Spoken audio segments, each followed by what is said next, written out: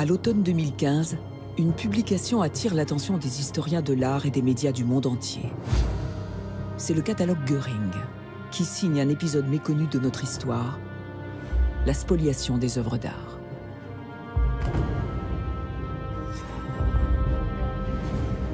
Un butin de 650 000 œuvres pillées dans toute l'Europe par les nazis.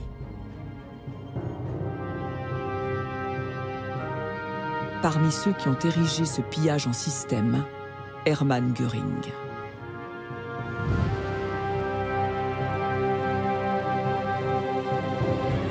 Göring a été l'un des plus grands pilleurs de l'histoire, sans doute plus encore qu'Hitler. Göring, en sa qualité de deuxième homme du Reich, a constamment exploité de toutes les manières possibles les avantages qui lui étaient conférés. Quelqu'un comme Göring n'avait pas d'autre goût que celui de se montrer lui-même. Un catalogue où les plus grands noms de la peinture européenne s'entremêlent. Il témoigne de l'implacable destruction de ceux qui ont collectionné ces œuvres, des collectionneurs pour la plupart d'origine juive. La découverte de ce document relance les recherches pour les familles spoliées, souvent déjà meurtries par la disparition d'un proche dans les camps. Il y a constamment des obstacles liés à une certaine mauvaise foi, c'est assez clair. Nous sommes vraiment des gens qui venons déranger. Lorsque je trouve quelque chose, ça me reconnecte avec mes grands-parents que je n'ai jamais connus. Quand on restitue un tableau, quand on restitue un objet d'art, c'est beaucoup plus qu'un objet d'art. C'est une mémoire qu'on restitue, c'est une identité. Au contraire, certains témoins de cette histoire préfèrent étouffer cette mémoire. Si je dénonçais des gens, ils pourraient vouloir se venger, encore maintenant. Derrière ces mots, ces chiffres, ces noms, ces ratures, le catalogue dévoile la face cachée d'un système et rouvre les dossiers d'une plaie qui saigne toujours.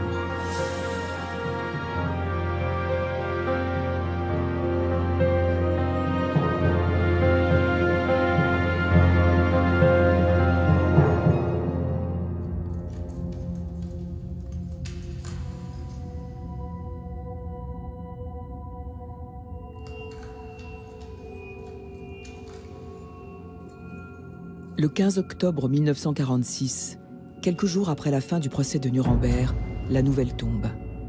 Göring est mort dans sa cellule. Une capsule de cyanure entre les dents, il s'est suicidé. Le lendemain, il devait être pendu pour crime contre l'humanité. Il a pris de court les Alliés, qui, lors de ce procès des grands criminels nazis, voulaient marquer les consciences sur les horreurs commises par le Troisième Reich.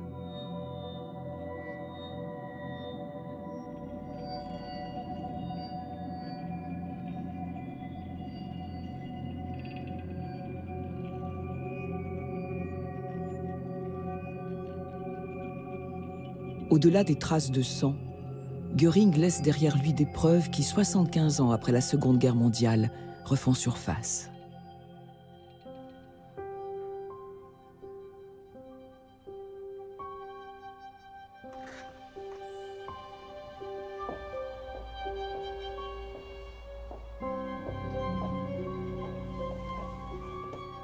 Sous une cote froidement bureaucratique, ce document est sorti il y a peu des entrailles des archives diplomatiques françaises. Perdu au milieu de milliers de cartons, on avait oublié son existence. C'est pourtant le témoignage à charge de l'une des plus grandes razzias de toute notre histoire.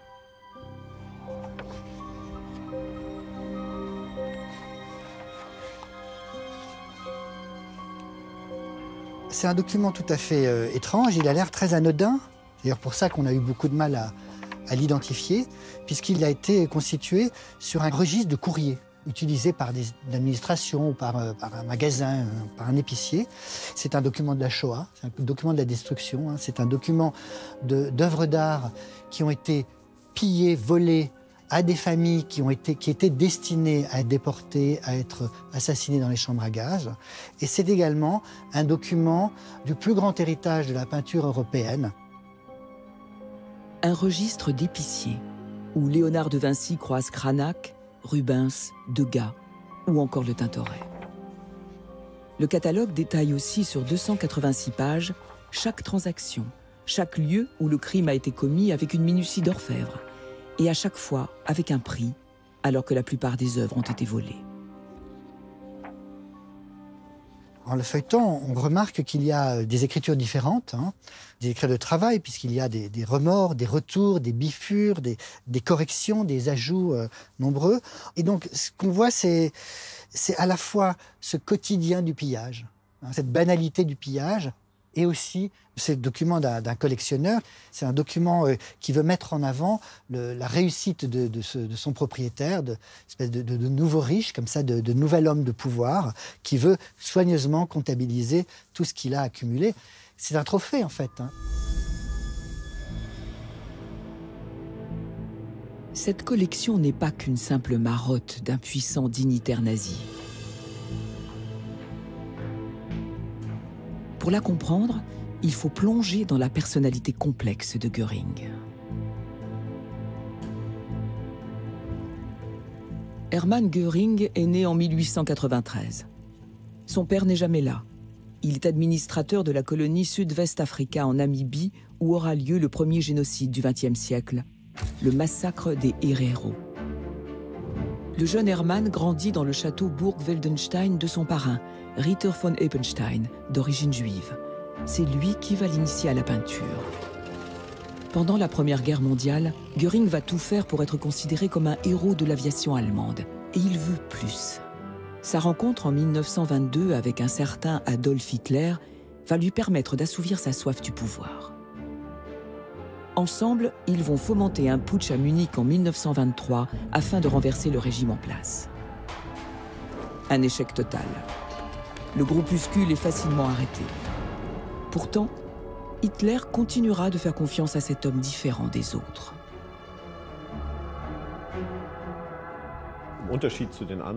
À la différence des autres dignitaires nazis, Göring provient d'une sphère sociale plutôt élevée et bourgeoise. Il va bénéficier plus tard, en tant qu'officier, mais aussi héros de la Première Guerre mondiale, d'un rayonnement auprès d'Hitler qui surpasse clairement celui de ses autres fidèles. Grièvement blessé à la cuisse lors du putsch, Göring se soigne à coups de morphine et ne cesse de prendre du poids. Il deviendra addict à cette substance, mais aussi au pouvoir.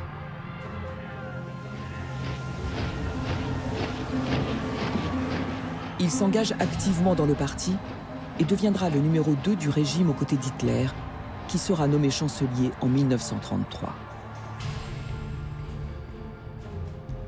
1933.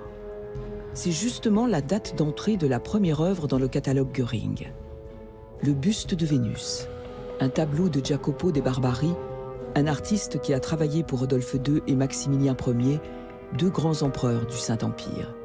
Göring veut les égaler en grandeur. Au même moment, en avril 1933, l'apprenti amateur d'art crée la redoutable Gestapo, la police secrète d'État, généralisée par Himmler. Les opposants au régime seront brutalement arrêtés, persécutés, envoyés dans l'un des premiers camps de concentration que Göring fait bâtir à Oranienburg. D'autres camps suivront, pires encore.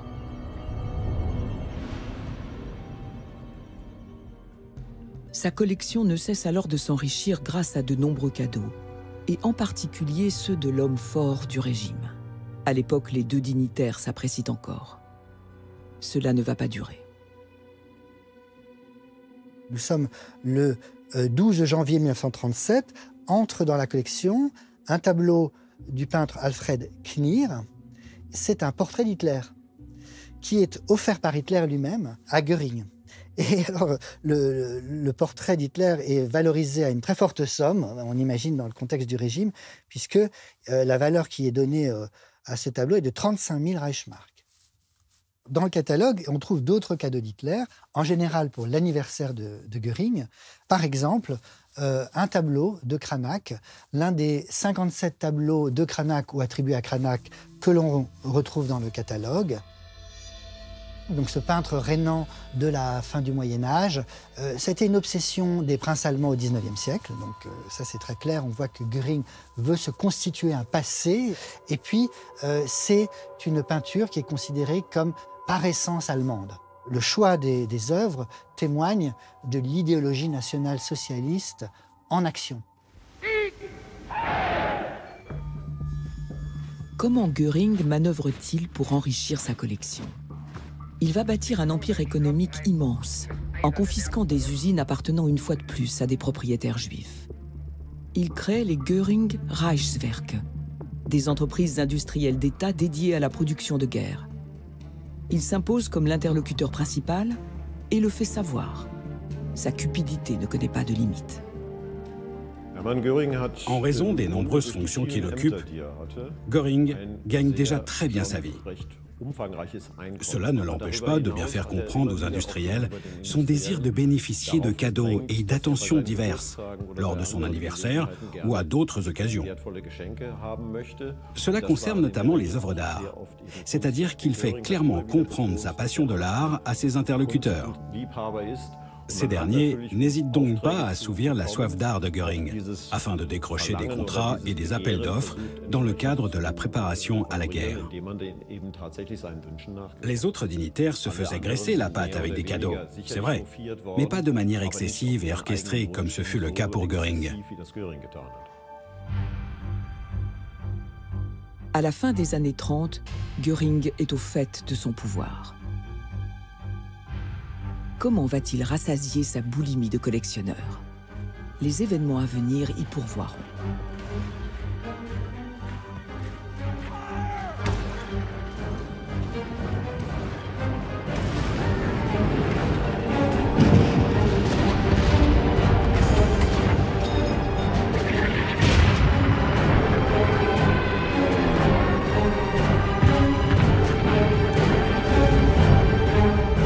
En mai 1940, les Allemands envahissent les Pays-Bas, la Belgique et le Luxembourg.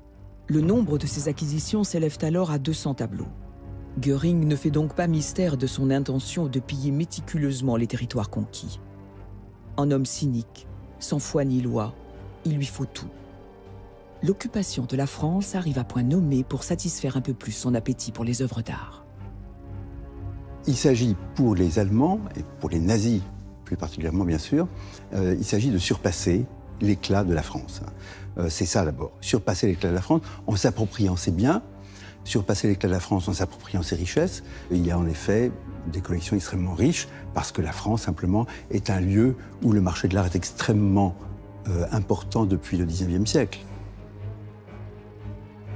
Mais Göring n'est pas le seul à se passionner pour l'art.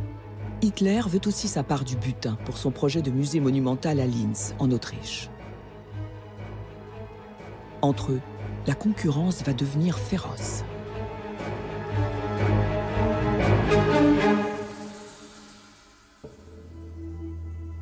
Même si le Führer a toujours la priorité dans la répartition des prises de guerre artistiques, il faudra également compter sur l'appétit d'autres dignitaires nazis, comme le SS Brigade Führer Otto Abetz, l'ambassadeur du Reich à Paris, ou encore Ribbentrop, le ministre des Affaires étrangères.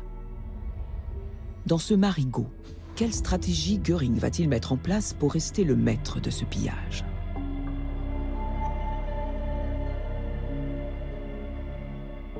Les nazis créent alors l'ERR, Einsatzstab Reichsleiter Rosenberg, un organisme puissant placé sous les ordres directs d'Alfred Rosenberg, l'idéologue et chef de file du parti nazi. Alors l'ERR, c'est un énorme organisme de pillage systématique à l'échelle de l'Europe occupée, de biens culturels et d'œuvres d'art. Elle est divisée en plusieurs sections. Il y a une section Beaux-Arts, une section des archives, une section des biens ecclésiastiques. Elle est composée de fonctionnaires qui sont des historiens d'art qualifiés, professionnels, et qui vont piller, choisir et redistribuer au sein du Reich des millions d'œuvres d'art.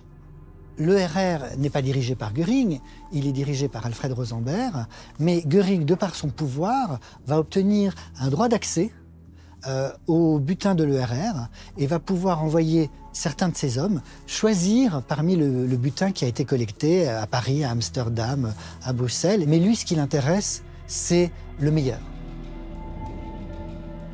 Jusqu'à 900 personnes travailleront pour cet organisme. Ils pilleront systématiquement tout. Des lampes, des meubles, des jouets, jusqu'au tableau de maître. Rien n'échappe à leurs griffes. Une véritable pieuvre qui s'étend sur tous les pays occupés et en particulier en France, à Paris, le plus grand marché d'art à l'époque. Reste à trouver les proies. Les nazis ont bien évidemment une liste réalisée en amont. Ce sont des repérages systématiques. Vous avez un commissaire français qui est accompagné de 2 officiers nazis qui se présentent dans les galeries, qui font un inventaire, puis des scellés sont apposés, et ensuite le commissaire retourne à son bureau, dresse le procès-verbal, et déjà les nazis sont en train de récupérer les clés chez le concierge, de faire sauter les scellés et de commencer la prédation, le pillage des œuvres d'art principalement.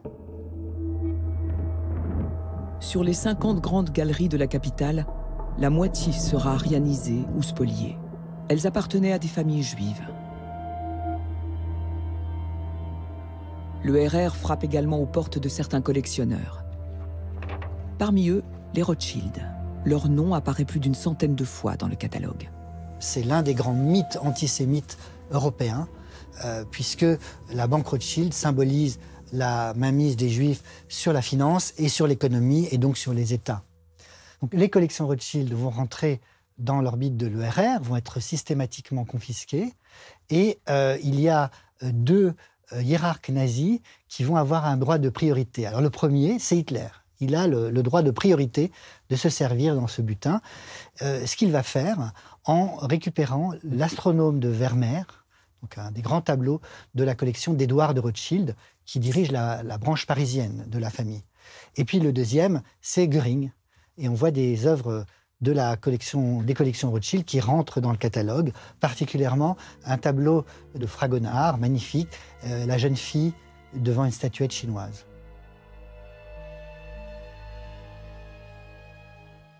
Avec l'ordonnance du 5 novembre 1940, Göring va infléchir le destin de l'ERR en lui accordant sa protection.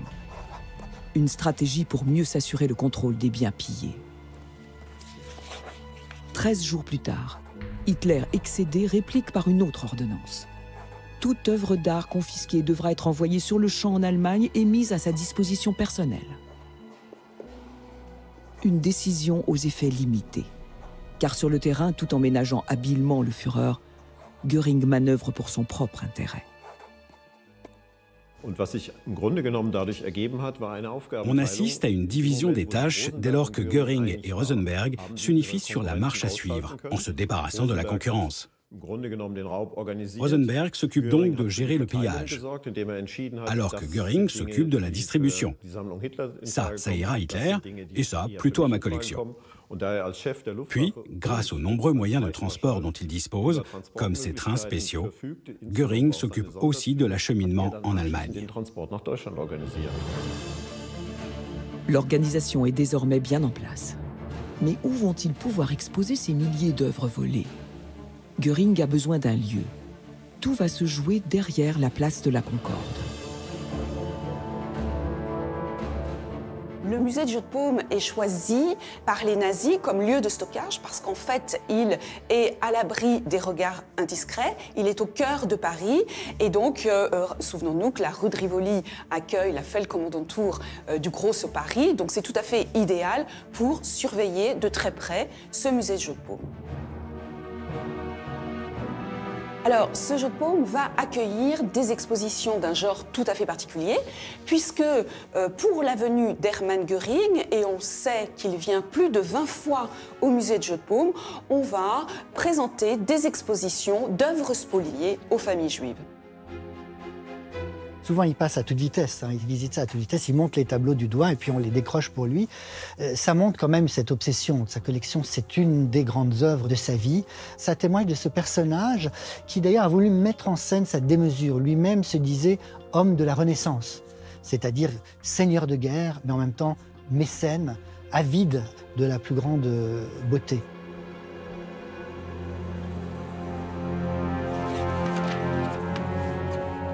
Un système qui, 15 mois après l'entrée en guerre, permet à Göring d'écrire « À l'heure actuelle, je possède peut-être la collection privée la plus importante d'Allemagne, sinon d'Europe. »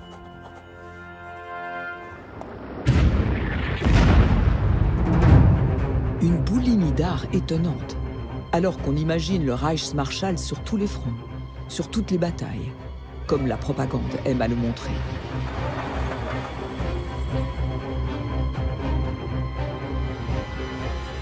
En juillet 1941, dans ce maelstrom meurtrier, Göring permet aux nazis de concrétiser leur obsession.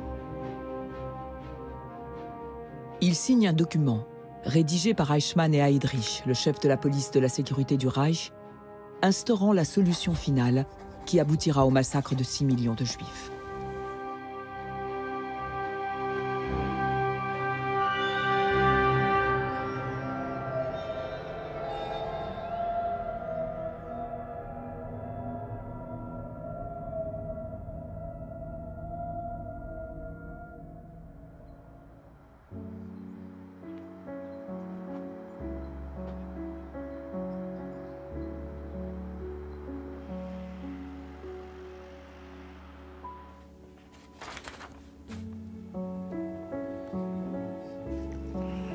Les grands-parents de Simon Goodman sont morts dans les camps. Leur crime, avoir voulu jusqu'au bout sauver leur collection d'art. Un événement tragique que Simon va découvrir par hasard en ouvrant de vieux cartons d'archives à la mort de son père. De tout cela, on en a déduit non seulement que mon grand-père avait une énorme collection d'art, mais surtout qu'il manquait toujours la plupart des objets. Son grand-père Fritz était un banquier néerlandais d'origine allemande. Il adorait Guardi, Renoir, Memling ou encore Cranach.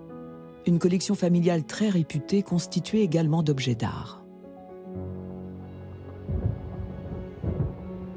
Un mois après l'invasion des Pays-Bas par les Allemands, 2 agents de Göring sont venus à la porte de mes grands-parents. Ils étaient particulièrement intéressés par les objets en or et en argent datant de la Renaissance germanique et d'une très grande qualité.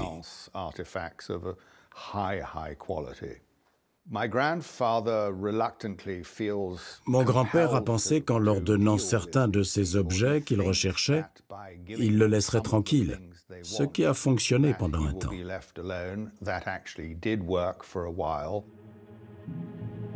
Les agents de Göring ont pour mission, entre autres, de lui réserver ce petit tableau de Dosso Dossi. Fritz et sa femme cherchent à partir en Italie et obtiennent un visa en échange de quelques pièces de leur collection qu'ils doivent brader. Une fois leur visa en poche et leurs 14 énormes valises bouclées, ils prennent le chemin de la gare.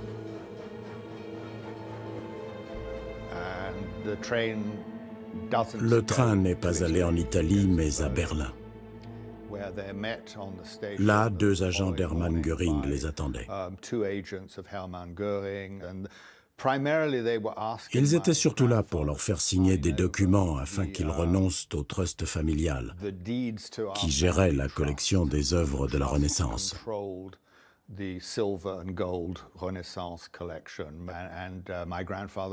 Mon grand-père a refusé de signer ces documents.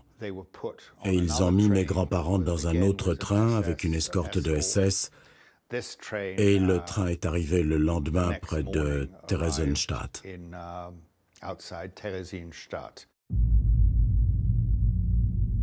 Dans la prison de la Kleine Festung de Theresienstadt, Fritz est interrogé sans relâche par la Gestapo, mais il tient bon.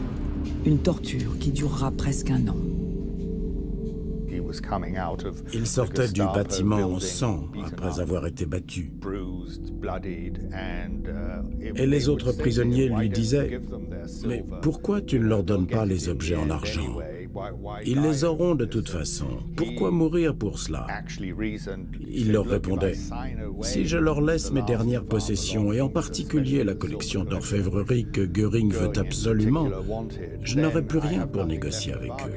Une fois qu'ils auront ce qu'ils veulent, ils se débarrasseront de nous. » Et le dernier jour d'avril 1944, il a été battu à mort par les capots, par les gardes. Louise sera envoyée à Auschwitz, où elle périra dans les chambres à gaz. Göring peut ainsi s'emparer de leurs œuvres. Mais sur quel réseau Göring va-t-il s'appuyer pour constituer sa collection? Dans le huis clos du jeu de paume, il s'entoure d'hommes de main très efficaces. Un nom revient sans cesse dans ses pages. Walter Andreas Hofer, un marchand d'art qui sera sa tête chercheuse à travers toute l'Europe. C'est le conseiller de l'ombre qui dit à Göring ce qu'il faut faire. C'est lui qui probablement inspire le goût et le choix de Göring. Il apporte aussi sa connaissance des réseaux de négociants. Il va également apporter une image de professionnel. Ce n'est pas un nazi militant, il n'est pas en uniforme, ce n'est pas un pilleur violent. Hein, c'est quelqu'un qui va rencontrer d'ailleurs les familles juives avant qu'elles ne soient déportées ou qu'elles ne soient exilées pour les convaincre de donner, d'offrir ou de vendre à Göring des œuvres d'art importantes. Hein. Il a une image d'homme ancien, de l'ancien monde, quand les transactions étaient plus civilisées. C'est d'ailleurs terriblement efficace.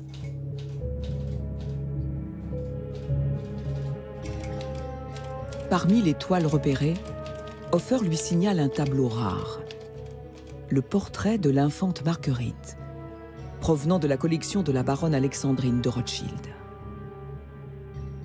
La collection est composée de 25 toiles d'une qualité suprême et de la plus haute importance.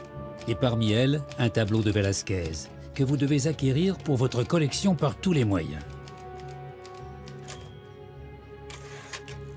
Vous n'obtiendrez jamais un Velázquez d'une si exquise qualité et en si parfait état.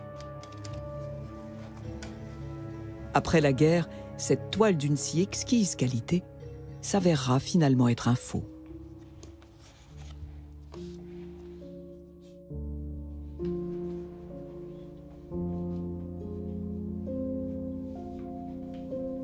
Hofer, un nom qui horripile Alain Montigle, car il est associé à jamais au tableau qu'il cherche pour sa famille depuis plus de 12 ans. Paysage avec char à foin. Une toile d'Isaac van Ostade, peintre néerlandais du siècle d'or. Un artiste très prisé par Göring, qui en possédait plus d'une dizaine dans sa collection. Seulement cette œuvre, c'est d'abord l'un des 60 tableaux ayant appartenu à John et Anna Jaffe, des Juifs anglais installés à Nice. Ils aiment tellement leur collection que lorsqu'ils construisent une maison à Nice, sur le plan de l'architecte, ils fixent la taille des tableaux et quels tableaux vont être placés à quel endroit.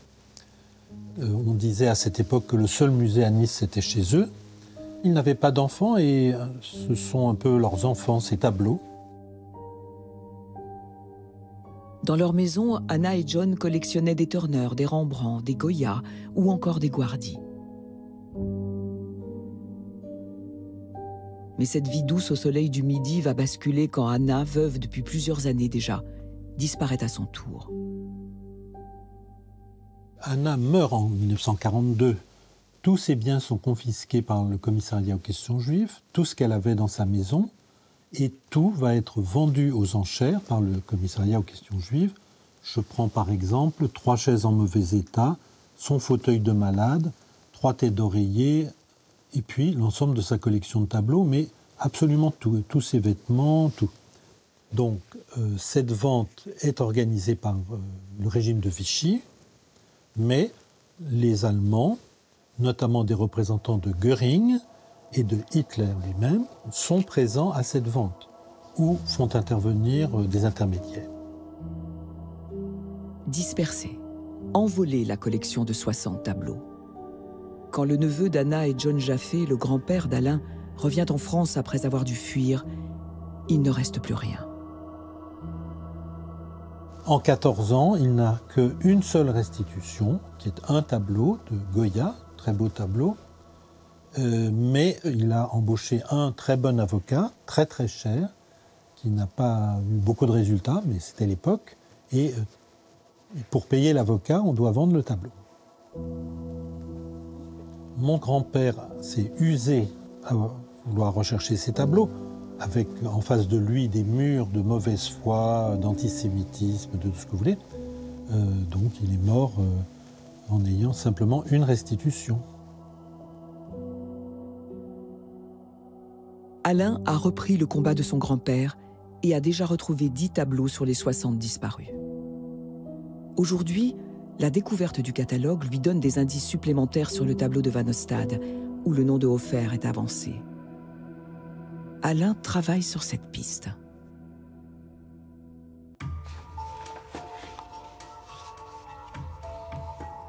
Dans le catalogue, on retrouve le nom d'un autre fin limier, Bruno Lose, spécialiste des tableaux hollandais et flamands.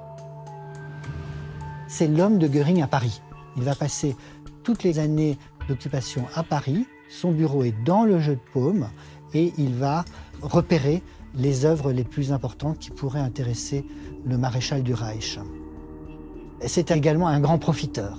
Il va profiter du régime nazi pour gagner un pouvoir disproportionné qu'il n'aurait probablement jamais atteint.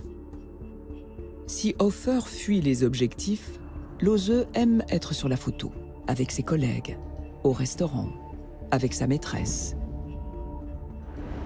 Mais surtout, il se pavane aux côtés du Reichsmarschall lors de ses visites au jeu de paume. Sur cette photographie, on voit la complicité entre Hermann Göring et Bruno Lose. Ils sont en train de regarder un catalogue de Rembrandt et ça nous dit ce que recherche Hermann Göring. Et dans son panthéon, dans cette histoire du goût, eh bien, les écoles hollandaises et flamandes du XVIIe siècle sont bien sûr tout en haut de l'échelle.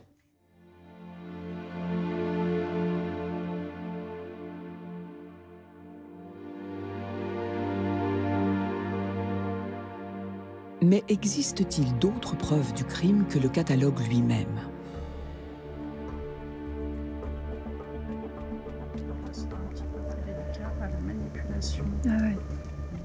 Ouais, c'est dans un état remarquable parce qu'on n'a aucune rayure, on n'a pas de piquetage. C'est un fond plein de mystères. Alors on essaie de comprendre, on voit des numéros, on essaie de voir à quoi ça correspond, mais c'est pas toujours très simple.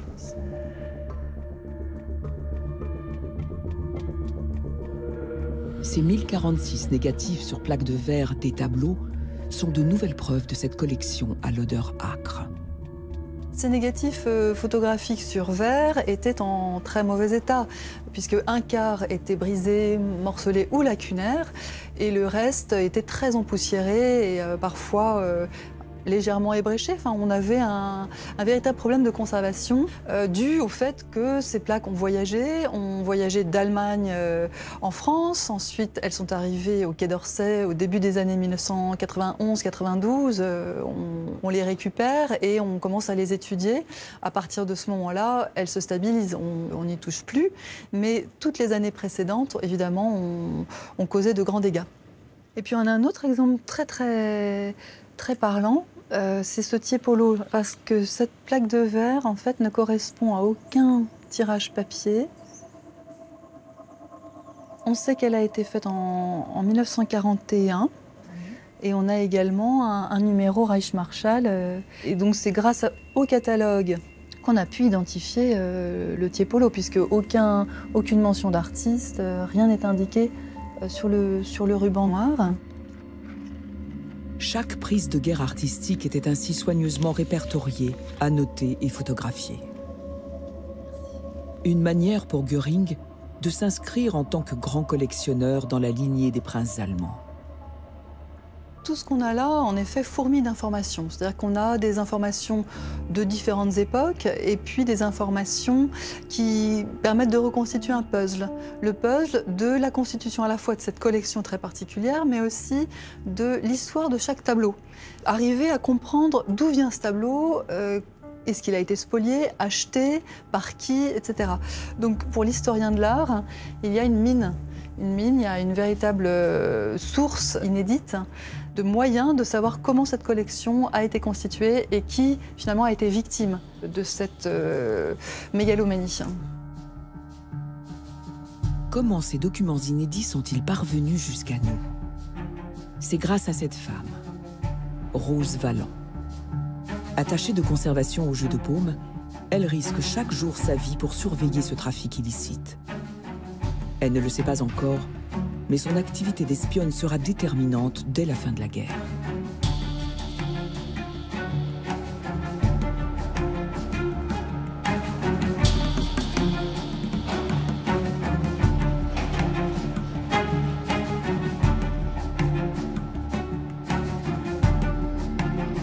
réserves des archives diplomatiques, des preuves supplémentaires de ce pillage ont surgi il y a à peine quelques années, avec la découverte inattendue de ces petites fiches rédigées clandestinement par Rose Valland.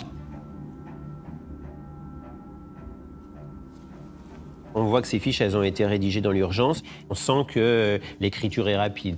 Elle peut faire des fautes d'orthographe, les mots sont abrégés. On sent qu'elle est pressée par le temps et que c'est vraiment une activité de renseignement minute par minute ou heure par heure.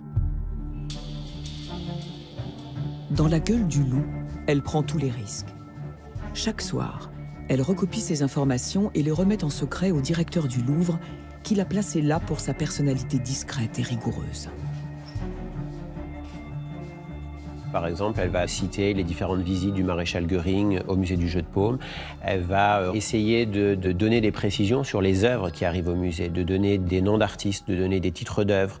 Elle va essayer d'identifier les marques de collection qui sont apposées sur les caisses. Parfois, c'est simplement des initiales. Donc, elle va essayer de retrouver le nom exact des collectionneurs qui sont spoliés. Elle va également donner beaucoup d'informations sur les lieux de stockage en Allemagne des objets d'art.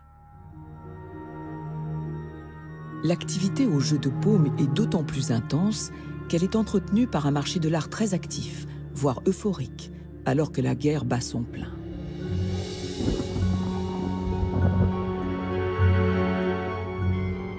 Avec l'armistice de 1940, le marché est soutenu par une augmentation spectaculaire du pouvoir d'achat des occupants nazis grâce à un franc dévalué.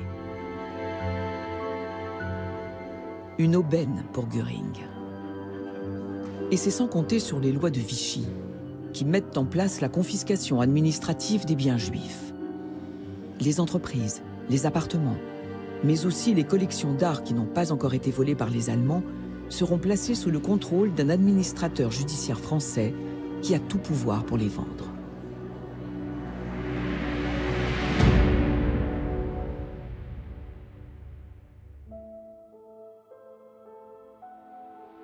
Toute cette histoire, c'est celle qu'a vécue tragiquement la famille de Lionel Salem. Dans les années 90, elle fera beaucoup de bruit dans les médias. Son grand-père, Federico Gentili di Giuseppe, un juif italien, a fait fortune dans le tabac dans les années 20 et s'est installé à Paris. Il avait surtout des tableaux 16e, 17e, italiens, mais non, j'ai très mauvais souvenir de cela. Parce que tout ça, il y a eu un moment juste après la guerre où j'étais un peu au courant, mais maintenant, ça m'est, à mon vieil âge, ça m'a un peu échappé. Son grand-père possédait en fait une collection exceptionnelle de 150 primitifs italiens et de peintres de la Renaissance, comme ce petit tableau que Lionel affectionne beaucoup, Alexandre et Campaspe, du peintre vénitien Tiepolo. C'est le Tiepolo qui est le plus beau. Son grand-père meurt en avril 1940. À la débâcle, ses enfants et petits-enfants sont contraints de partir précipitamment pour les États-Unis. À peine un an plus tard, l'appartement parisien est réquisitionné et vidé par la Gestapo. Un administrateur judiciaire est nommé et une grande vente aux enchères est organisée à Drouot. En 3 jours, tous les biens, tous les tableaux de la collection Gentili sont liquidés. Autorisons Maître Moulin à faire procéder à la vente publique de toute ou partie des effets mobiliers, compris dans l'inventaire sus-énoncé. Ce qui est devenu le lot numéro 72, le Tiepolo, sera adjugé pour 50 000 francs à un certain monsieur Herreil, complice de l'administrateur judiciaire.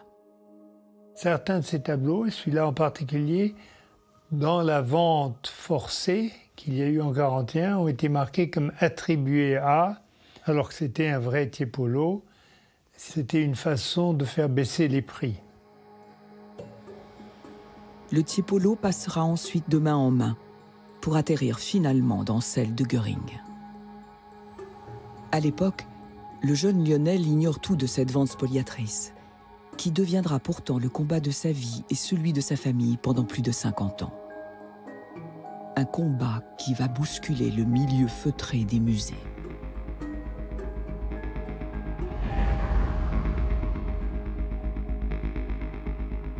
le Tiepolo fait partie des 1376 œuvres du catalogue Göring. En tournant ces pages, un mot revient quasiment sur chaque ligne, Karin-Hall.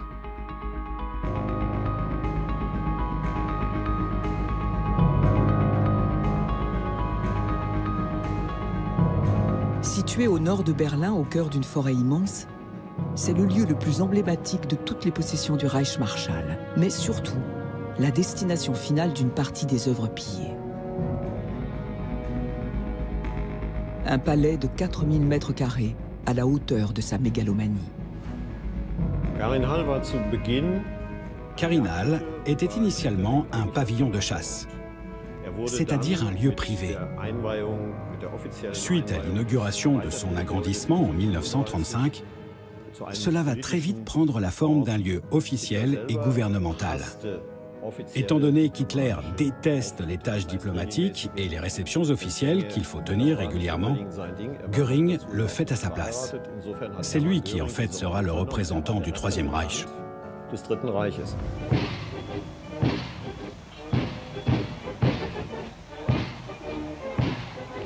Ce Versailles teutonique accueille tous les amis du régime. On montre les petites lionnes tout juste adoptées à Mussolini. On fait semblant de s'émerveiller devant des estampes offertes par la délégation japonaise. Et on tire dans le mille avec un jeune prince de Siam. Nommé grand veneur du Reich, Göring aime poser avec ses trophées de chasse, même si tous savaient qu'il trichait. Karin-Hall, un lieu de mise en scène de son pouvoir, où il fait même partager sa passion pour les petits bateaux et les trains électriques.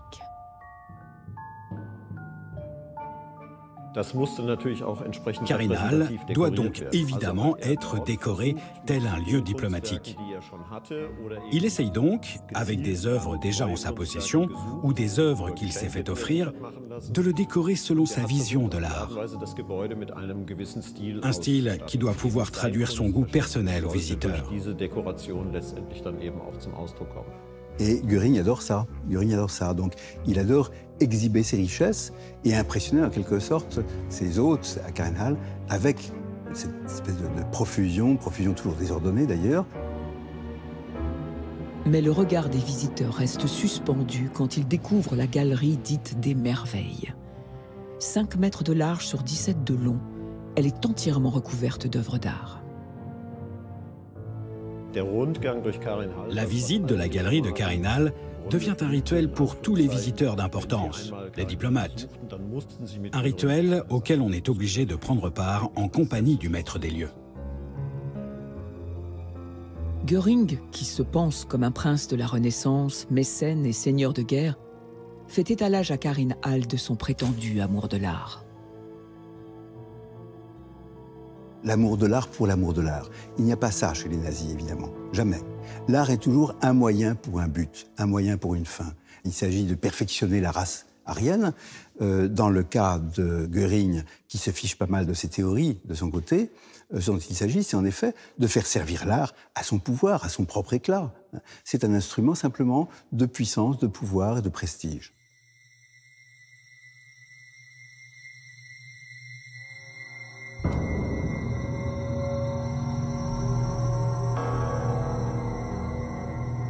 En matière d'art, c'est à Munich, siège du parti nazi, que se définissent les canons de l'esthétique. Au cours de défilés sans fin, qui se répètent chaque année, on glorifie l'art allemand.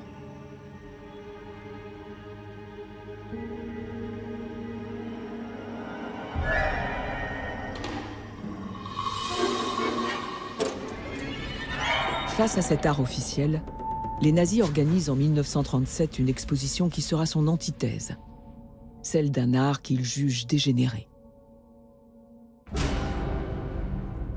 Picasso y côtoie Monet, Chagall, les peintres antimilitaristes allemands, Otto Dix et Max Beckmann, ou les expressionnistes comme Georges Grosz.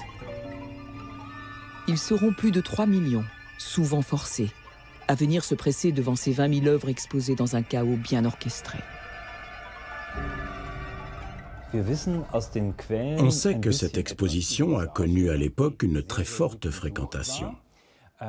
Cela est dû à la mise en scène de l'exposition qui se concentre sur la monstruosité, l'abomination et le dégoût de l'art moderne. Un thème qui attire et pour lequel les gens font la queue. C'est une exposition de propagande qui compare les idées des mouvements Dada ou Bauhaus, ainsi que celles du mouvement März de Kurt Schwitters, à de la pourriture, alors qu'en face on expose ce que l'on considère comme l'authentique art allemand.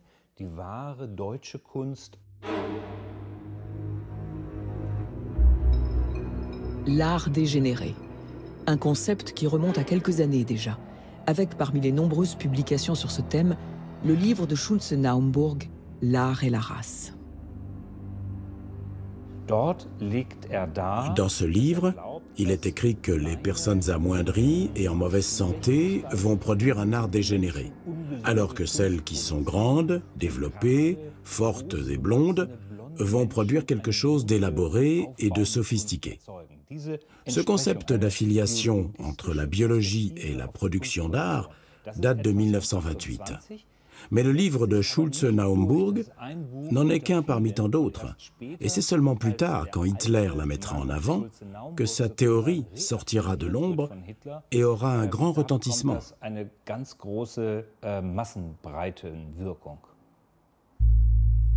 Pour les nazis, cet art n'a aucune valeur. Pourtant, Göring va en tirer des bénéfices substantiels. Cette photo est une preuve explicite de ce qui se trame désormais au jeu de paume. Göring a entre les mains un tableau de Jan Bruegel, une œuvre de petite taille que son directeur de collection, Walter Andreas Hofer, regarde avec intérêt, face à un Bruno Lose très satisfait.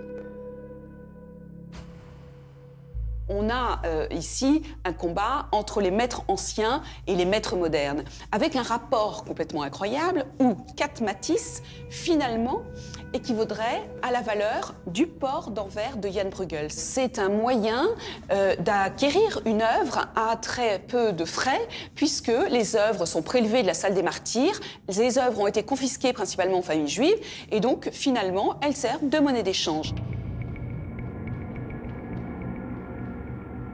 La salle des martyrs.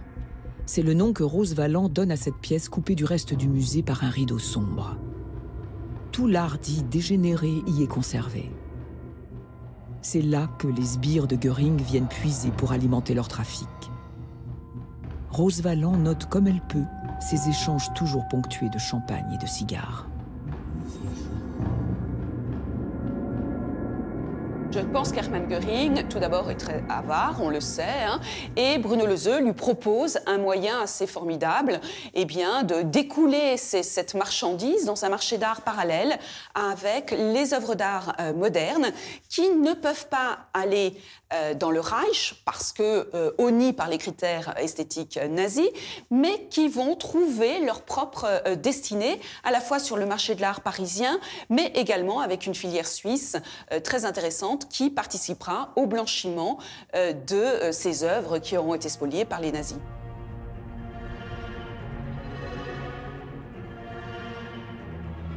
Le transport d'œuvres vers le Reich sera considérable. 29 convois vont quitter Paris pour l'Allemagne. Au total, 138 wagons remplis de plus de 4500 caisses d'œuvres et d'objets d'art traverseront la frontière. Une hémorragie qui aurait pu ne jamais s'arrêter.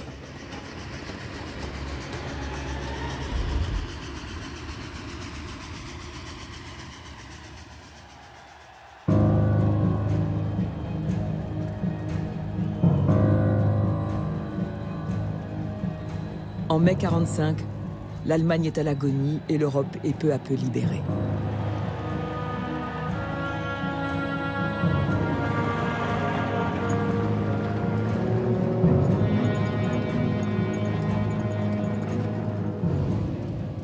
Du côté de Karenhal, près de Berlin, c'est la panique.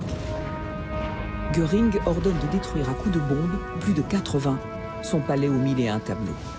Il ne veut rien laisser aux troupes soviétiques qui approchent au loin.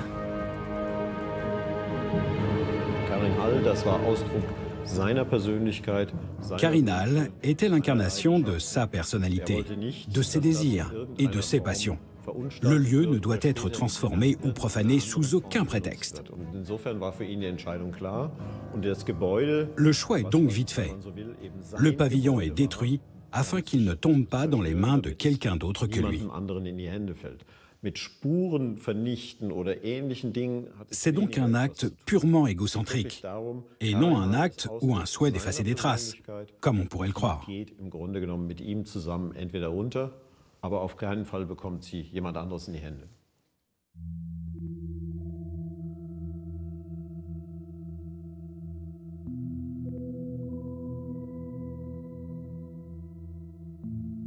Berchtesgaden, dans le sud de l'Allemagne.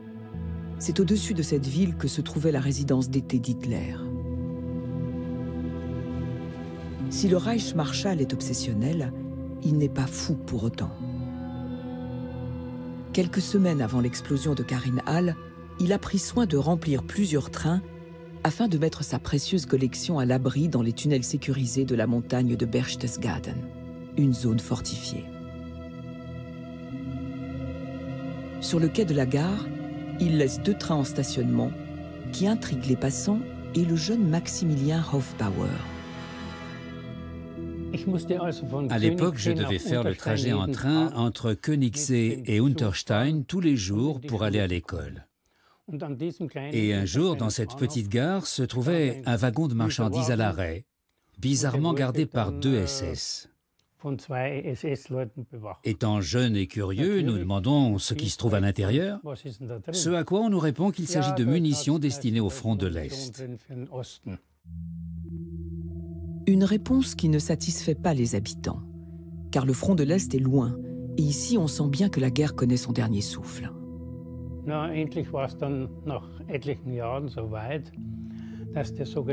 Cela va durer jusqu'en 1945, quand vient la défaite allemande. Les soldats disparaissent tout à coup. Et la population s'est approchée des wagons et les a ouverts.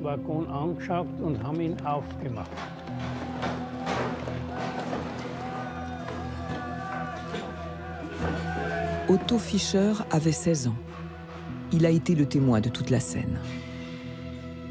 Le train de Göring était sur le quai numéro 4. Il a été pillé. Il y a eu de ces choses. C'était terrible. On y a trouvé divers objets et des biens en rapport à l'art. Ça ne nous intéressait pas. Nous, on cherchait de la nourriture, car nous étions rationnés. Dans le train de Göring, il y avait des biens d'une valeur folle. Et ils vont disparaître. Ils ont entre autres pris certaines toiles et les ont découpées de leur cadre. Des gens ont même pris un grand tapis et l'ont découpé afin qu'il rentre dans leur maison. Mais il appartenait à Göring. Imaginez-vous un tapis de Göring. Il devait bien valoir dans les 100 000 marks. Et moi-même, je me suis retrouvé à un moment avec des objets entre les mains. On les achetait, ne sachant pas ce que c'était. Mais il y en a certains qui, bien sûr, savaient ce qui se passait et devinaient la valeur que ces objets pouvaient avoir. Et oui, c'est comme ça.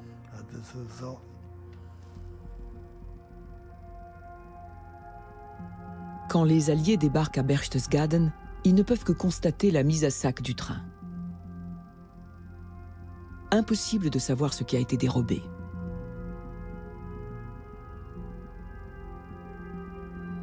La population, elle, reste muette, malgré les appels à restituer les œuvres.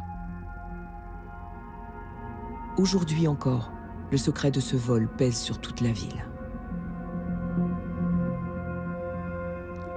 Je n'ai aucun commentaire à faire. C'est trop dangereux pour moi. Pourquoi dangereux? Eh bien, si je dénonçais des gens, ils pourraient vouloir se venger, encore maintenant. Ils pourraient jeter des pierres sur ma maison, ou pire encore.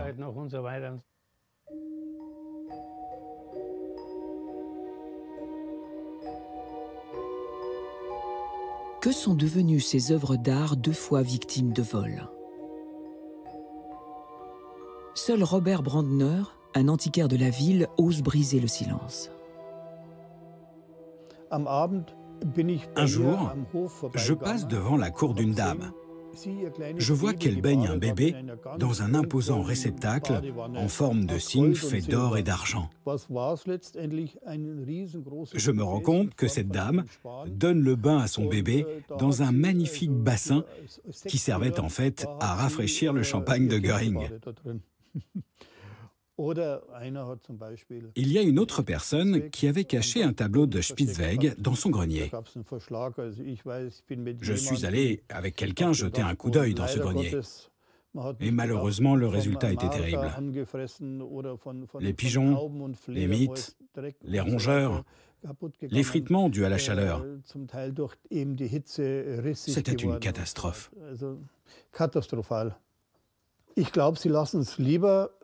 Je pense qu'ils préféraient que l'œuvre moisisse, plutôt qu'on sache qu'eux-mêmes ou leurs parents soient considérés comme des pilleurs du train de Göring.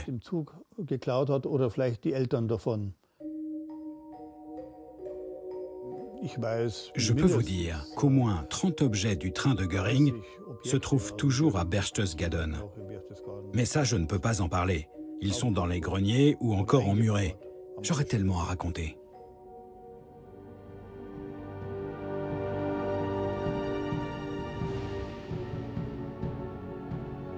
Le 9 mai 1945, Göring ne se pavane plus. Arrêté par les troupes américaines, il dépose son arme.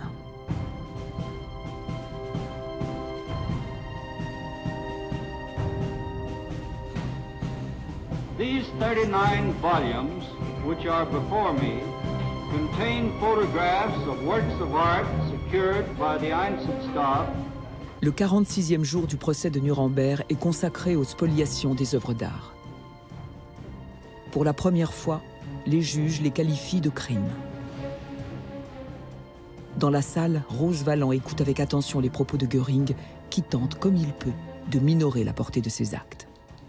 Alors quand j'ai vu les pièces dans les salles du jeu de paume et que j'ai appris que la majeure partie d'entre elles devaient partir pour Linz, et que ces objets qui étaient des œuvres de qualité muséale ne servaient qu'un projet mineur, alors je l'admets, ma passion de collectionneur a repris le dessus. Ma passion de collectionneur, des mots qui font hurler Rose Valland.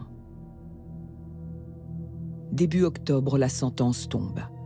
L'ex-maréchal, très amaigri par ses jours de détention et soigné pour son addiction à la morphine, écoute sans un battement de cils sa condamnation à mort par pendaison.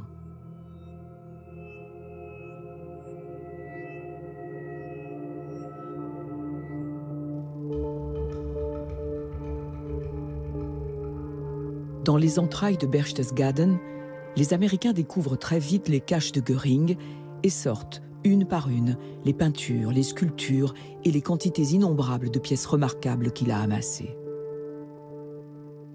Aux côtés des Monuments Men, un commando spécial de conservateurs et d'historiens de l'art, un homme s'agite. C'est Walter Andreas Hofer, le fameux conseiller de Göring. Alors Walter Hofer va retourner sa veste. Comme il l'a déjà fait, c'est un opportuniste, hein, ce n'était pas un grand nazi, donc il va travailler avec les nouveaux maîtres de l'heure, et il va les guider dans les dépôts d'œuvres spoliées, qui sont donc ces milliers et ces milliers d'œuvres d'art qui ne sont pas bien étiquetées. Donc on le voit en train d'épauler les hommes des Monuments Men, américains et autres, pour leur dire, bah alors ça c'était dans la collection de Göring et ça vient de tel endroit, ça c'était pas dans la collection de Göring. Et il va les aider, ce qui d'ailleurs va bien lui servir, puisque très rapidement, il va être blanchi et va pouvoir recommencer sa propre activité de négociant. Dans un geste symbolique, les Alliés choisiront l'ancien siège du parti nazi à Munich pour entreposer ces milliers d'œuvres d'art, lieu qui deviendra le collecting point central.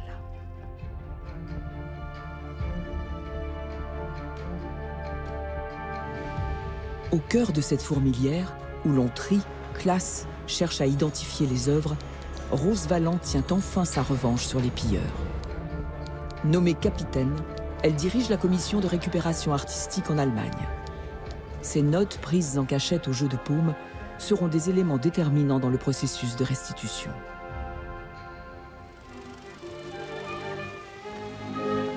These have been carefully prepared and are ready to be returned to their rightful owners in France. Sur les 100 000 œuvres qui ont traversé la frontière, 60 000 reviendront en France. Mais l'espionne du jeu de paume ne veut pas s'arrêter là et fourbit déjà ses armes pour d'autres actions.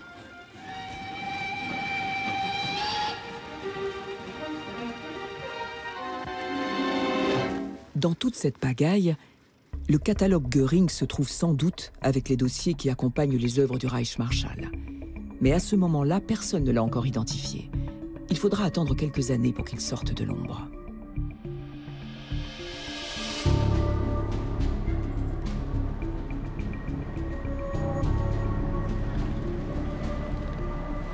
Alain Montigle, dont la famille a été spoliée à Nice, continue sa quête. Il cherche toujours son Van Ostade, un des 60 tableaux disparus et retrouvés dans la collection Göring. J'ai trouvé votre dossier ? Alain se rend comme souvent à la commission d'indemnisation des victimes de spoliation, la CIVS, qui va l'épauler dans ses démarches. Monsieur Montigle, on va faire un petit point, si vous le voulez bien, sur les dossiers, sur toutes les œuvres qui ont été prises à votre famille, et plus particulièrement sur un tableau de Van Ostade. Donc moi j'ai retrouvé quelques petits éléments nouveaux, toutes les fiches qui ont été rédigées par les Américains au Central Collecting Point de Munich. Voilà. Donc j'ai retrouvé pour votre tableau la fiche. Est-ce que vous connaissiez ce document ou... Pas du tout, et il a l'air très riche. Hein. Oui, il apporte tous les éléments. Il était déposé chez Göring. Le fait aussi que c'était un tableau qui était en bon état. Et surtout, ça c'est au dos de la carte. En fait, il y a eu une mauvaise orientation. C'est selon une déclaration de Hofer, après la guerre, ce serait un tableau qui aurait appartenu à un grand collectionneur néerlandais. Donc le tableau a été restitué au mauvais pays. Il aurait dû être restitué à la France et il est restitué aux Pays-Bas. Une information qui confirme ce qu'Alain a découvert il y a quelques années. Son tableau est bien aux Pays-Bas, envoyé par erreur par Walter Hofer après la guerre. Mais les échanges avec l'administration néerlandaise sont souvent compliqués. Alain décide de se rendre sur place. On nous a réclamé des papiers, le testament du cousin assassiné à Auschwitz qui n'avait pas fait de testament, ce qui était un peu aberrant, alors que jamais aucun autre musée nous a demandé les testaments. Hein. Nous sommes une famille organisée, on a un notaire qui a tout vérifié. Non, là, il fallait tout. Chaque fois, il fallait recommencer. Chaque fois, il manquait un tampon, etc., etc. Donc, on a un blocage purement administratif quelque part. Ce que j'attends de ce voyage, c'est dans un premier temps voir ce tableau que je n'ai jamais pu voir, car il n'est pas exposé dans un musée, il est dans des réserves. Bon, j'espère qu'ils s'en sont bien occupés. Donc le voir dans la réalité, c'est quand même un peu différent d'une photo qui a la taille d'un timbre-poste noir et blanc. Hein. Bon. Et pour moi, c'est très très important. Alain ne sait pas s'il pourra le récupérer. Ce voyage est peut-être son ultime chance. Il ne veut pas la manquer. S'il garde espoir face à l'administration néerlandaise, en revanche en Belgique, où le prédateur Göring a également sévi, les familles spoliées ont quasiment abandonné toute recherche. Comment, dans ce pays, les autorités abordent-elles cette question si sensible? Car ici, 3500 peintures, surtout flamandes, ont été pillées. Une goutte d'eau comparée à la France avec ses 100 000 objets. Pourtant, en Belgique, rien ou presque n'a été fait.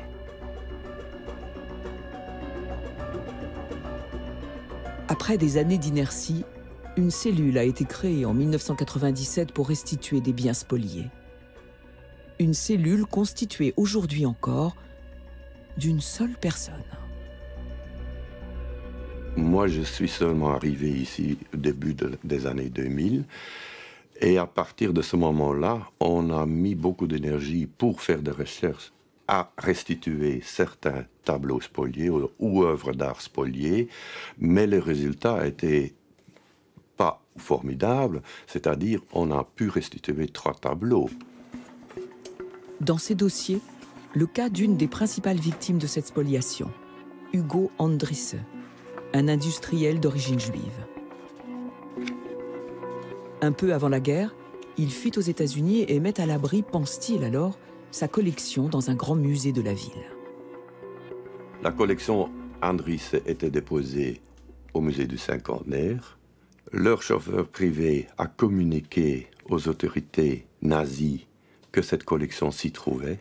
Il a été payé 300 Reichsmark par les nazis pour donner ces informations.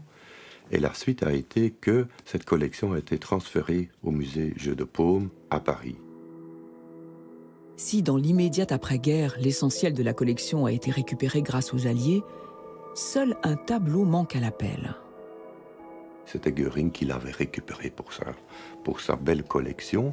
Un tout petit tableau, il n'est pas très grand, exquis en plus, d'un artiste très rare, Gaspar Netscher, un artiste hollandais du XVIIe, avec les titres « Femme au perroquet ». Le tableau restera introuvable jusque dans les années 2000. Sa vente fera pourtant parler de lui en atteignant le record de 5 millions de dollars. Cette restitution, même tardive, est un fait rare en Belgique, qui, en la matière, fait figure de très mauvais élève. Un comportement que dénonce Gert Seels, un des seuls chercheurs belges à s'intéresser à la question. Dans les musées belges, il y a un problème, car aucun musée ne fait de recherche sur les œuvres qui sont revenues d'Allemagne. Et entre-temps, on a pu montrer, grâce à notre enquête, que beaucoup de provenances ne correspondent pas ou ne sont pas complètes. Donc, il a pu se passer n'importe quoi. Il a pu y avoir des ventes forcées, des spoliations ou simplement des ventes. Leurs provenances ne sont pas claires, et c'est un problème. Donc, la Belgique ne se conforme pas aux standards internationaux du monde de l'art. Une indignation qui s'exacerbe quand Gert pénètre dans le musée phare de Belgique, celui des Beaux-Arts et de ses 20 000 œuvres.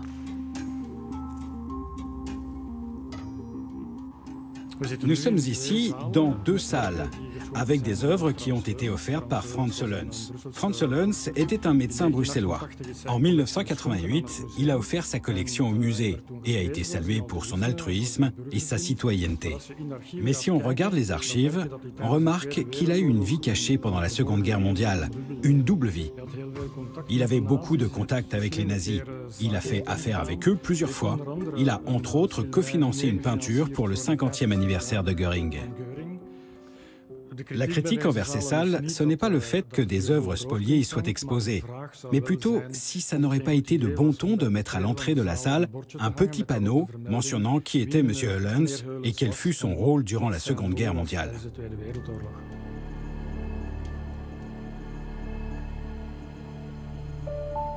Lenteur, manque de transparence, recherche trop discrète. La Belgique cumule les reproches en matière d'art spolié. Un gouffre reste à combler si elle veut réparer ses crimes de guerre et rouvrir ses dossiers qui sentent le soufre.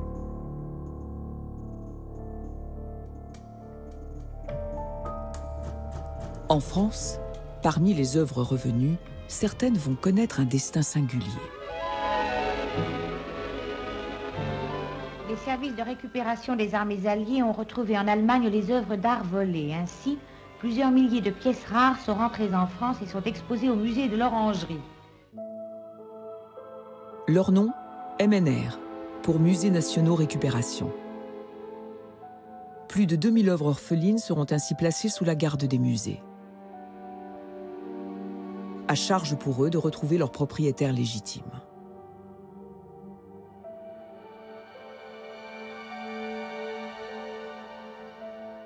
Pour la famille de Lionel Salem, cela n'a pas été le cas, bien au contraire.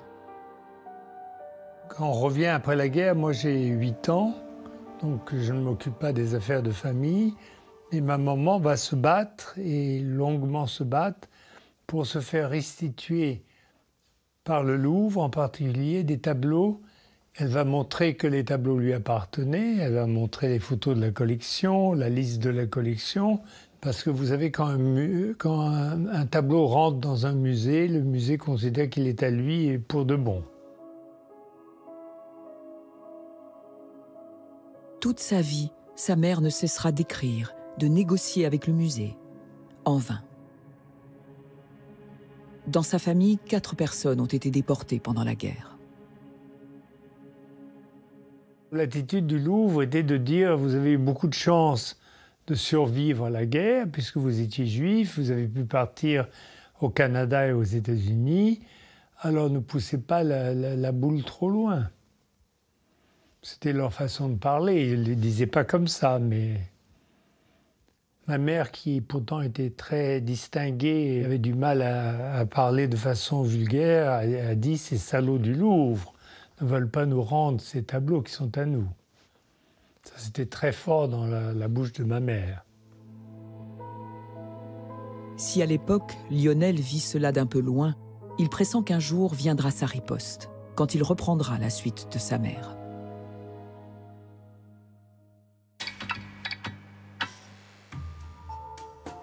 En France, terrain de chasse particulier pour le pillage des œuvres d'art, un procès sans équivalent va se tenir dans cette Europe de l'après-guerre. Pourtant, il passera quasiment inaperçu. La seule trace de ces audiences se trouve au dépôt central de la justice militaire. Au milieu de tonnes d'archives, le dossier 737, le procès de l'ERR, cet organisme tentaculaire qui a organisé le pillage des œuvres d'art et des biens culturels. Bruno Lose, l'homme de main de Göring, est dans le box des accusés. Il aurait écrit à la secrétaire personnelle du Reichsmarschall « Je suis sûr qu'on pourrait travailler avec beaucoup plus de succès si nous payions comme d'autres services des commissions pour dénonciation. » Des propos qu'il nie en bloc. Rose Valland ne cesse de témoigner pour charger l'accusation. Ce procès, c'est son ultime revanche. Il y a eu cette scène tout à fait étonnante où elle est confrontée à Lose. Je rappelle que Lose, elle le connaissait très bien puisqu'elle a passé 4 ans dans les mêmes bureaux au Jeu de Paume avec lui. Elle le connaît par cœur. Et face à Lose, qui parle très bien français, donc elle va l'accuser et Lose va nier. Et Lose, là encore, va dire il est un simple technicien, c'est lui qui faisait les listes, etc. Il n'avait aucun pouvoir de choix. Et elle va rapporter des rumeurs, des choses qu'elle n'arrive pas à prouver, mais dont elle est intimement sûre, c'est que Lose s'est enrichi, qu'il lui a fait des trafics, qu'il a récupéré des tableaux, il a acheté à bas prix des tableaux lorsqu'il était basé à Paris. Un des grands absents de ce procès, c'est Walter Andreas Hofer. Pourtant, on le sait, le directeur de collection de Göring a repris son activité de négociant à Munich. Mais les Français n'ont pas réussi à l'extrader. Seuls ces interrogatoires réalisés après-guerre par les soldats américains sont cités. Hofer y minimise son action. Un grand classique chez les nazis. Je n'étais directeur de sa collection que de nom. Je n'avais aucun contrat d'embauche et je ne touchais aucune rétribution. Après 2 jours de procès, le verdict tombe. Lose, qui a déjà effectué 5 ans de prison en attendant le jugement, est libéré.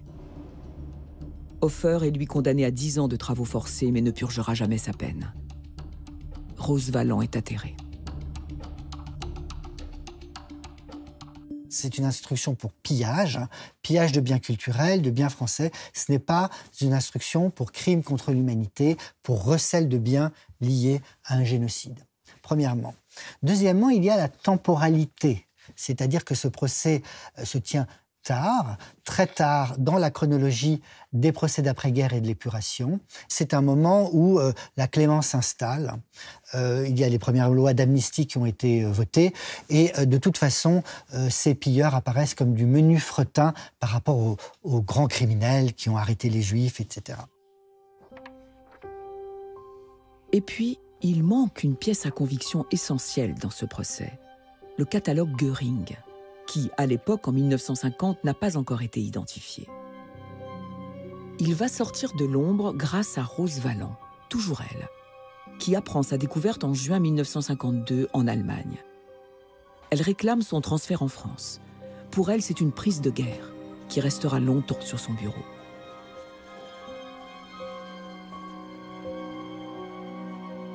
En 1961, dans son livre Le front de l'art, elle publie une page du catalogue, laissant toujours planer le mystère sur le contenu exact de cette répugnante collection.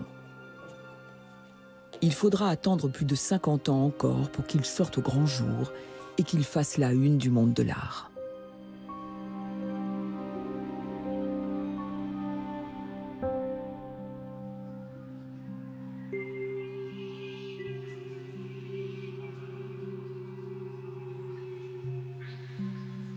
Du côté des restitutions des œuvres, rien ou presque n'aura lieu entre les années 1950 et 80. On les appellera d'ailleurs les 30 silencieuses. Les tableaux resteront bien accrochés sur les cimaises des musées et garderont leurs secrets.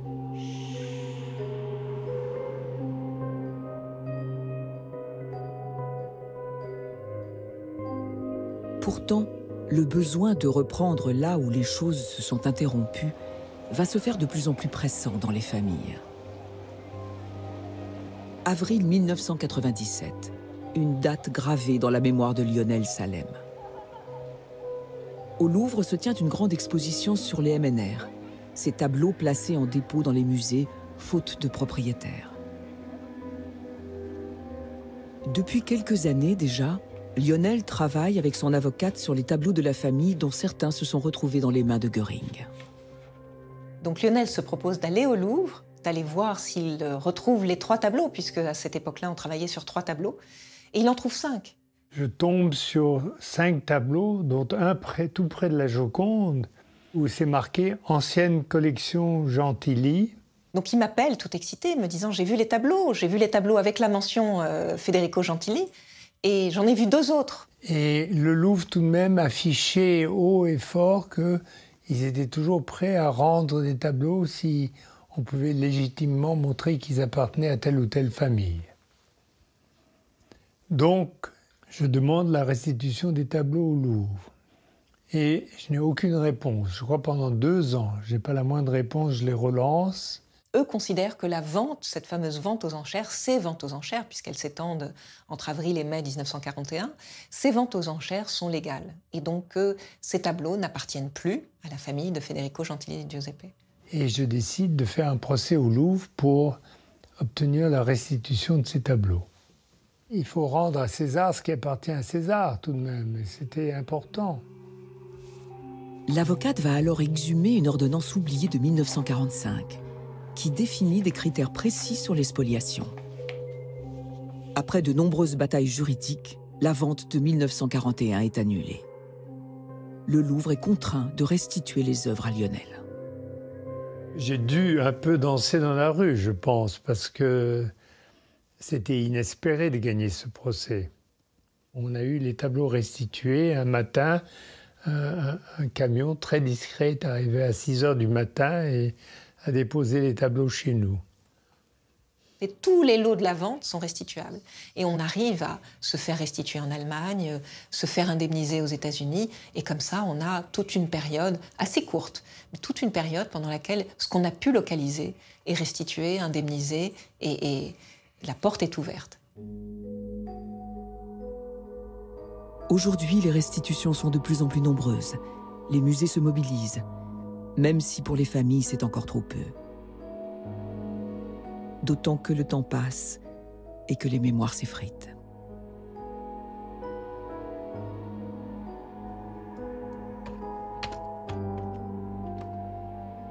De son côté, Simon Goodman, dont le grand-père est mort pour sauver sa collection, a déjà retrouvé un tiers des objets pris par les nazis.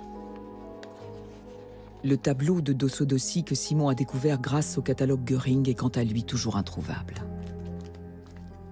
Une recherche longue et fastidieuse. Ces affaires prennent des années et des années. Il y a beaucoup de dépenses et on doit diviser l'ensemble entre tous les héritiers légitimes. La façon la plus équitable de partager, c'est de vendre, de monétiser les œuvres et de diviser l'argent. On ne peut pas découper une peinture en morceaux.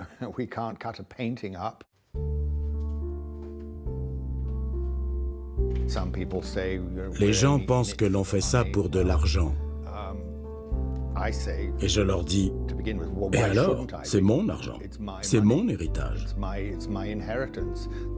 Quand je trouve quelque chose, cela me reconnecte avec mes grands-parents que je n'ai jamais connus. Je touche ce qu'ils ont eux-mêmes touché. Je tiens dans les mains des choses qu'ils ont aimées. J'essaye de garder au maximum ce que je retrouve, mais au fond, c'est mon héritage. Sans doute 75 ans trop tard, mais c'est déjà ça. Et justice est faite.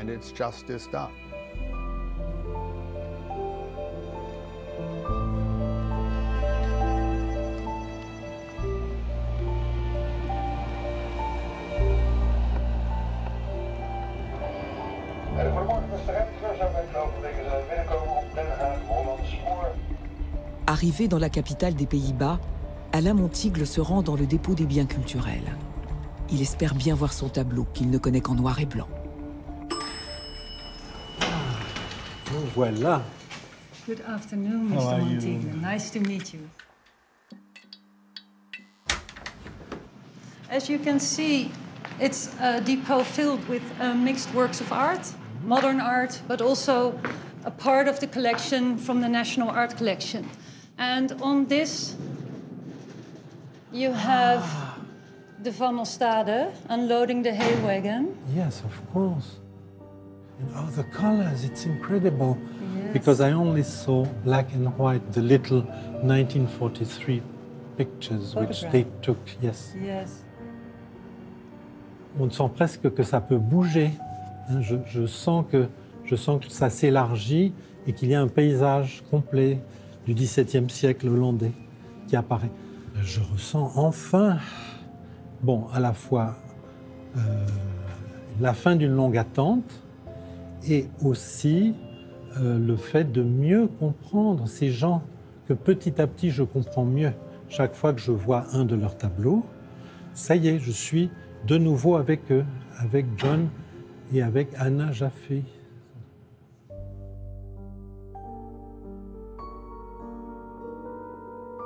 L'émotion sera de courte durée pour Alain. Dès qu'il aborde l'idée d'une restitution, l'échange jusque-là souriant tourne court.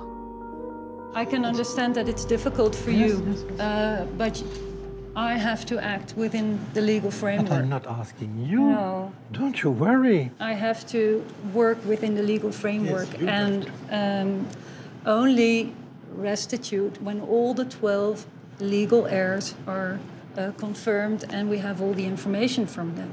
Mr. Mayor has asked us the will of someone who had been murdered at Auschwitz. He's asked us that. And we don't have any will for someone who died in Auschwitz, okay? He's asked that every time we send him documents, he asks us more. He thinks he's, I don't know, he's God the Father or something. Le cadre de la loi aura eu raison d'Alain Montigle, qui devra se contenter de ce face-à-face avec la toile. Il ignore toujours quand il pourra revoir son tableau.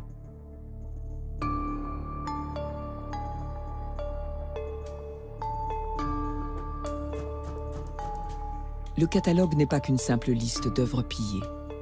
Il est surtout le témoignage de la souffrance de ces familles anéanties par l'avidité d'un homme, la barbarie d'un régime. Des familles qui tentent aujourd'hui encore de se reconstruire. C'est comme si la Deuxième Guerre mondiale n'était pas tout à fait terminée. Tant que les œuvres ne seront pas revenues à leurs propriétaires légitimes, ce n'est pas fini. Un combat qui n'en finit pas. Car malgré le silence des uns, les entraves des autres, des preuves même enfouies dans le passé finissent toujours par ressurgir.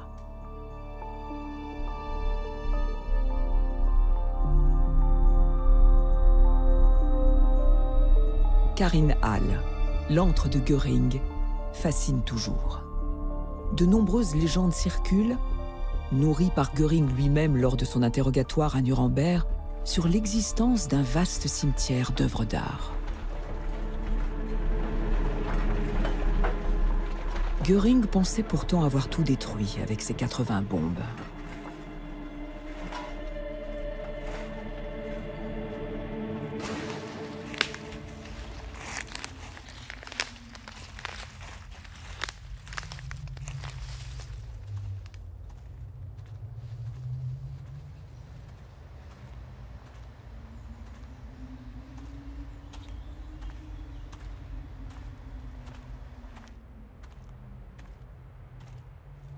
Aujourd'hui, la végétation a tout recouvert. Mais il reste encore des traces qui ne demandent qu'à sortir de terre. On marche effectivement sur les souterrains du bâtiment même de Carinhall. Donc c'est quand même impressionnant. On voit partout ces fouilles très récentes. Et puis c'est effectivement, vous voyez que c'est pratiquement fait ces dernières semaines, sinon ces derniers jours. Christophe Franck est historien de l'art et travaille sur les spoliations. Ce sont les signes secrets des chasseurs de trésors qui ont déjà travaillé et fouillé, vous le voyez. Depuis quelques années, il s'est mis en tête de chercher une sculpture du XVIIIe siècle, spoliée par Göring pour Carinhall. Une enquête née un peu par hasard. Donc ici, on est devant une entrée creusée en 1993-94 par un chasseur-trésor, Klaus Funke, qui est entré dans ce bunker. Il a découvert 380 kilos de fragments de sculptures, de céramique, de vases grecs et autres. Et c'était là où on a retrouvé la statue d'Étienne Morse-Falconet qui représentait l'amitié au cœur, une statue quand même d'1,20 m, statue très importante au XVIIIe siècle qui avait appartenu à Maurice de Rothschild. L'amitié au cœur. Une œuvre offerte par Madame de Pompadour à son amant le roi Louis XV qui vient de les conduire. S'il ne veut plus de son amour, elle lui offre son cœur en amitié, une amitié qu'elle espère éternelle.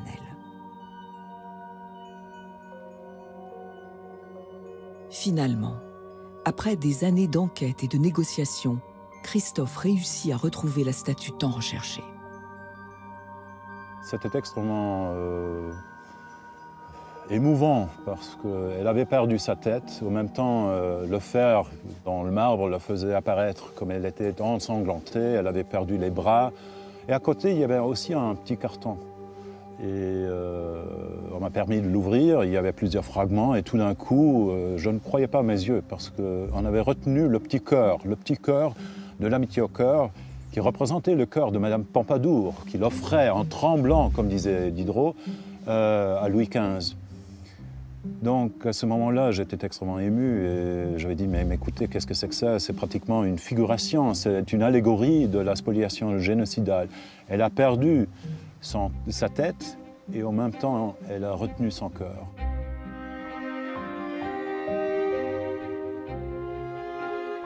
Depuis quelques mois, l'amitié au cœur est entrée au musée juif de Berlin, où elle est devenue l'un des symboles des œuvres d'art spoliées. Le sang des martyrs a fini par étouffer les bourreaux.